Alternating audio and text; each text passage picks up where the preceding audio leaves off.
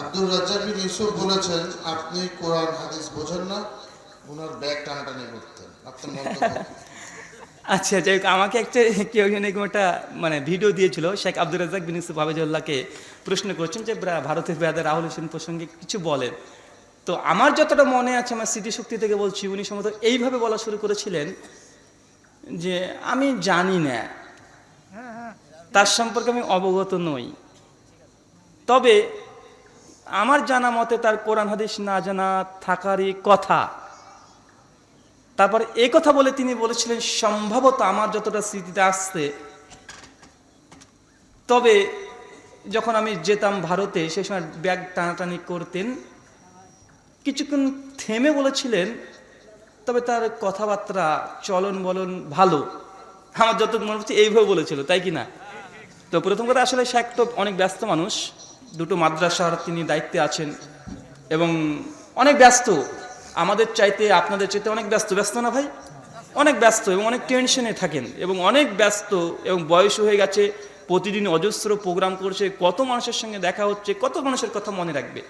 তো প্রথম কথা, শেখকে মানে যে ব্যাগ ঠাঁটানির কথা বলেছেন, আসলে ওটা আমি না, এখন অন্য কেউ হয়তো শেখকে ধরে নিয়ে হয়তো বা আমার কথা বা বলেছে, এরকম হতে পারে।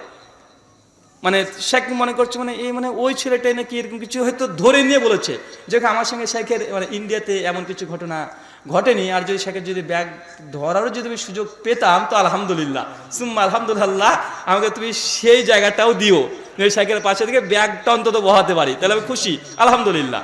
তো যে শেখ আসলে ব্যস্ততার কারণে বা টেনশনের কারণে বা এমনটাই হয়তো বা ঘটেছে, তবে এমনটা নয়। আর আমি কোরআন হাদিস জানি, আমি তো কখনো স্বীকার করিনি যে আমি কোরআন হাদিস জানি, আমি তো অ্যাকচুয়ালি আমি জানি না। যে দু চারটে জানি সে দু চারটে আপনাদের কাছে পৌঁছে দিই। সেই বুখারী 68 নম্বর হাদিস আল্লাহ রাসূল বলেছেন, সেই বুখারী 1740 নম্বর হাদিস বিশ্বনী বলেছে, আজকে যে আমি যে বিদায় হজ্জের ভাষণ তোমাদেরকে দিলাম, শোনালাম, এই যতটুকু শুনলে তোমরা আরেকজনের কাছে পৌঁছে দাও।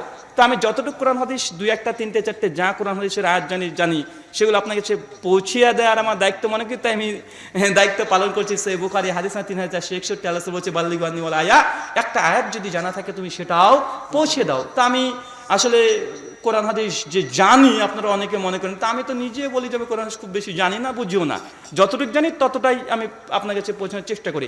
আল্লাহ সুবহানাহু ওয়া তাআলা আমাদেরকে ইলম অর্জন করা এবং ইলম প্রচার করা, ইলম অনুযায়ী আমল করা তৌফিক দান করো, সকলে বলি আল্লাহুম্মা আমিন। জি বলছি, যে জুমার খুতবা ইমাম সাহেব লাঠি ধরে কেন? জুমার দিনে ইমাম সাহেব লাঠি ধরে কেন? আপনাকে পেটানোর জন্য, বাদরামি করলে পেটাবে এই জন্য। সুনান আবু দাউদে 940, 45, 46 পর হাদিস আছে, বিশ্বনবী যখন জুমার খুতবা দিতেন সে সময় লাঠি রাখতেন। যখন তিনি ঈদের খুতবা দিতেন তখন লাঠি রাখতেন। আল্লামা ইমাম ইবনুল কাইয়্যিম আয-যাওযায়ী আল মুতাওয়াফা 751 হিজরি, তিনি তার জাদুল মাআদে জুম্মার অধ্যায়ে গিয়ে দেখবেন, তিনি আলোচনা করেছেন যে বিশ্বনবীর এটা একটা আদাত আর সুন্নাত ছিল যে তিনি সবসময় তিনি লাঠি রাখতেন এবং খুতবার সময় তিনি ব্যবহার করতেন। তাই আপনার জুম্মার দিনে খুতবা দেওয়ার সময় লাঠিটা রাখবেন, রাসূলের সুন্নাহ।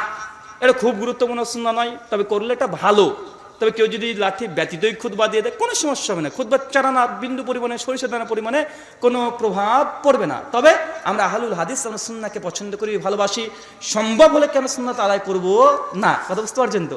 যেটা পারবো কেন করব না? একটা গুরুত্বপূর্ণ বিষয় যে আমার লেখা বাংলাদেশ থেকে 6টা বই বের হয়েছে, 6টা বই, তার মধ্যে একটা বই আছে তাকলিদ, ভ্রান্তি, নিরাসান। আমি মনে করি বাংলা ভাষাতে মানে এই তাকলিদ, বিভ্রান্তি, নিরাসন, তাকলিদ প্রসঙ্গে যতগুলো অভিযোগ আছে আলহামদুলিল্লাহ কোরআন হাদিসের আলোকে সব খণ্ডন করা আছে। আরেকটা বই আছে রাফুল ইয়াদাইন, সালাফদের দৃষ্টিকোণকে রাফুল ইয়াদাইন, মানে অনেকে বলে রাফুল ইয়াদাইন মানসুখ হয়ে গেছে। তাদের অকাট্য জবাবে বইটা রচনা করা হয়েছে, প্রায় 618খানা বইয়ের হাওলা আছে। কয়টা বইয়ের হাওলা আছে? 618খানা বইয়ের রেফারেন্স আছে। মানে বুখারী যেমন একটা বই, এরকম 618খানা বইয়ের হাওলা দিয়ে এই বইটাকে রচনা করা হয়েছে। এবং তারা যতগুলো দলিল দেয় যে রাফুল ইয়াদাইন বাতিল, মানসুখ, তার প্রত্যেকটা ধরে ধরে জবাব দেওয়া হয়েছে। বইটা নিয়ে যেতে পারেন।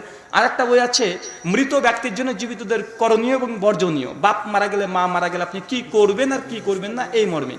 আরেকটা বই আছে আহলে হাদিস হানাফি মাযহাব ইখতিলাফ নিরাসান, তার নামাজের তাকবীর থেকে সালাম পর্যন্ত হানাফি আহলে সুন্নাতের যে পার্থক্য আছে এটাকে দলিল ভিত্তিক তাহকিকি জবাব সে বইটাকে আলোচনা করা আছে।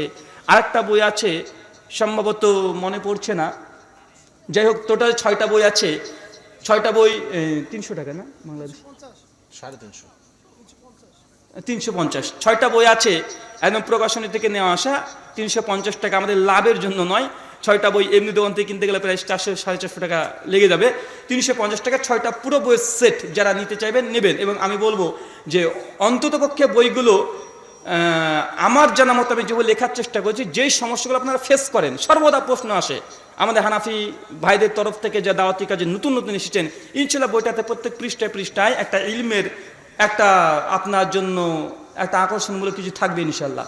জি, অনুষ্ঠান শেষ হওয়ার পরে স্টেজ থেকে কালেকশন করবেন। জি মোহতারাম, না বইটা কালেকশন করবেন। প্রোগ্রাম শেষ হওয়ার পর স্টেজে থেকে বইটা সংগ্রহ করবেন। জি মোহতারাম, জোহর মাগরিব নামাজের পর নফল নামাজ পড়া যাবে কি? জোহর, মাগরিব, এশা নফল নামাজ যদি প্রতিদিন কন্টিনিউ এটাকে খাস করে নেন তাহলে আপত্তি আছে। প্রতিদিন যদি কন্টিনিউ খাস করে নেন যে পড়তে হয় এই মনে করে যদি পড়েন তাহলে এটা কি আছে? আপত্তি আছে। কিন্তু আপনি যদি মনে করেন যে না আপনি এমনি নফল সালাত সময় আছে পড়ছেন, সেটা কি করবেন? মসজিদে আছেন পড়ছেন, এই অর্থে হলে সে বুখারী 46 নম্বর হাদিস আল্লাহ রাসূল বলেছে যে নফল সালাত এটা অতিরিক্ত করা, এটা আল্লাহ সুবহানাহু ওয়া তাআলার কাছে অতীব এটা একটা গুরুত্বপূর্ণ আমল, তাই করতে পারেন নফল সালাত হিসাবে। কিন্তু শরীয়তের বিধান খাস করতে হবে এমনভাবে যদি করে এটা একটা বিদাত হয়ে যাবে। কেন? কারণ যে সময়তে যে সালাত নেই ওটাকে নির্দিষ্ট করে নেওয়াটাই বিদাত। কথা বুঝতে পারছেন? যদি মনে করেন আমরা জানি যে আল্লাহ রসুল তিনি সাদা পাগড়ি পরেছেন, কালো পাগড়ি পরেছেন, সবুজ পাগড়ি পরেছেন, এখন যদি মনে করেন যে না আমরা শুধু সবুজই পরবো, তাই সবুজ কালারটা এটাও বিদাত হয়ে যাবে। কেন বলেন তো ভাই? ও খাস করে নিয়েছে, আসলে সবুজও পড়তেন, কালোও পড়তেন, সাদাও পড়তেন, কিন্তু আপনি বলছেন আমরা সবুজই পরবো, এটাই আমাদের সিম্বল, এটাই আমাদের একটা ফ্যাক্ট। যদি মনে করেন আর অন্য কোনো পড়েন না, তো ভাই এটাকে খাস করে নেওয়া একটা সুন্নাতকে, এটাকে এক ধরনের বিদাত। কথা বুঝতে পারছেন? আসলে সেটা স্পষ্ট হয়েছে। জি জি, আমাদের অনেকগুলো প্রশ্ন রয়ে গেছে, রাত অনেক হয়ে গেছে, যত সংক্ষিপ্ত উত্তর দেওয়া যায়। সন্তানদের আকিকার নামের সাথে অন্য নাম যোগ করা যাবে কি? জি, কোনো সমস্যা নেই। আসসালামু আলাইকুম ভাই, আমি হিসাব বিজ্ঞান অনার্স। আচ্ছা, হিসাব বিজ্ঞানে প্রাইভেট পড়তে। আচ্ছা,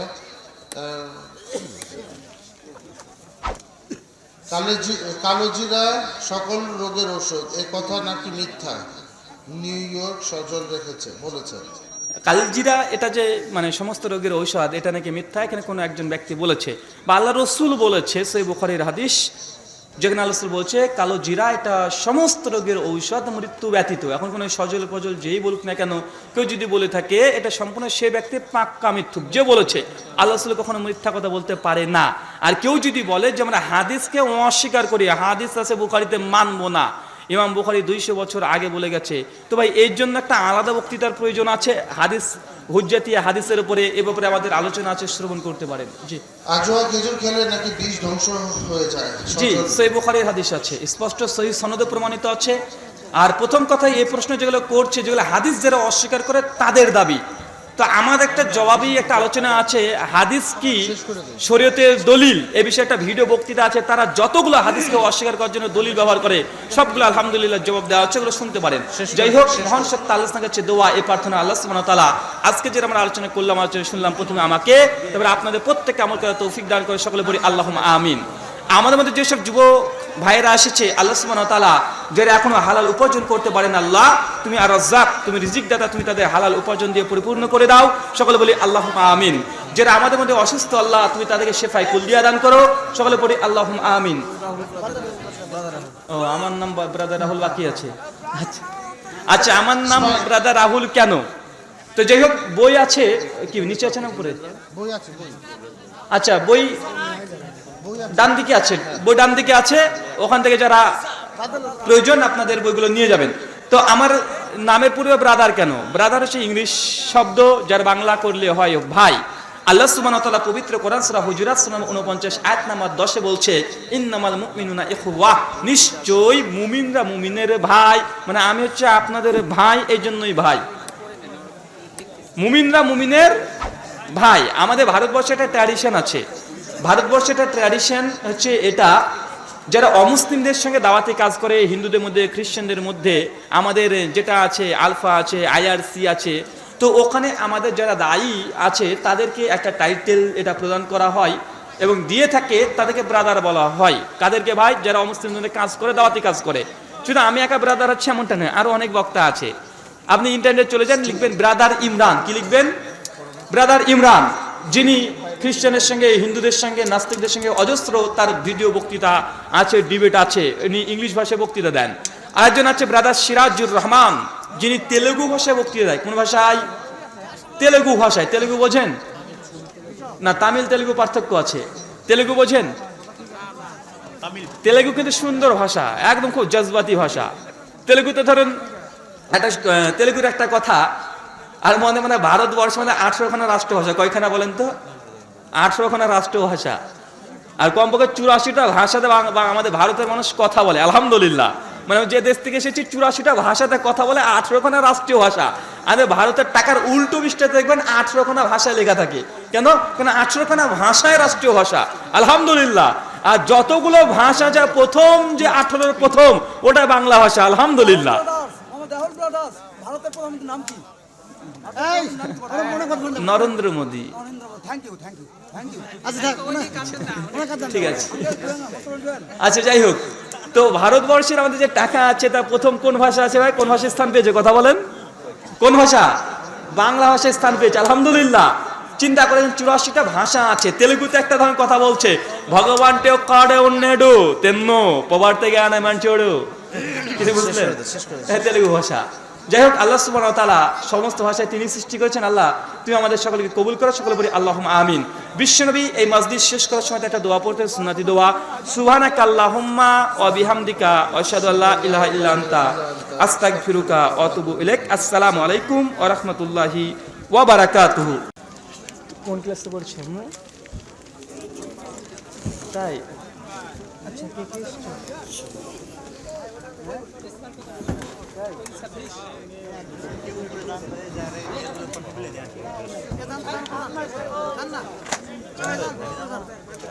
আসসালামু আলাইকুম ওয়া রাহমাতুল্লাহ।